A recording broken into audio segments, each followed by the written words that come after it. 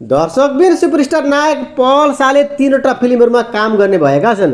हो दर्शकबिन, नायक पल शाहले ब्याक टु ब्याक 3वटा फिल्ममा काम गर्दैछन् र उनका 3वटा फिल्म ब्याक टु ब्याक लगातार प्रदर्शन हुने भएका छन्।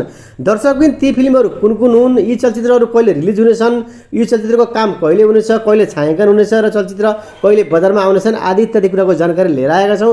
कृपया भिडियोलाई अन्तिम समय हेरेर साथ दिनुहोला।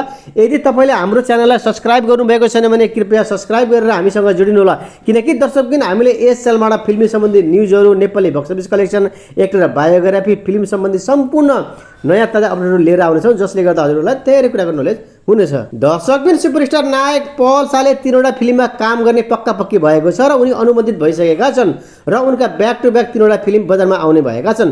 दर्शकबिन, सबैभन्दा पहिला नायक पल शाहले आफ्नै लगानीमा बनाउन लागेको चलचित्र एनिमायामा काम गर्नेछन्।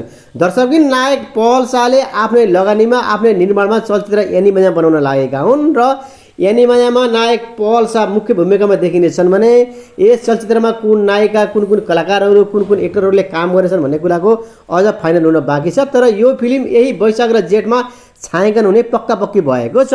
र दर्शकबिन, हामीले पाएको सूचना अनुसार चलचित्र एनिमाया 2083 भदौ 30मा आउने भएको छ।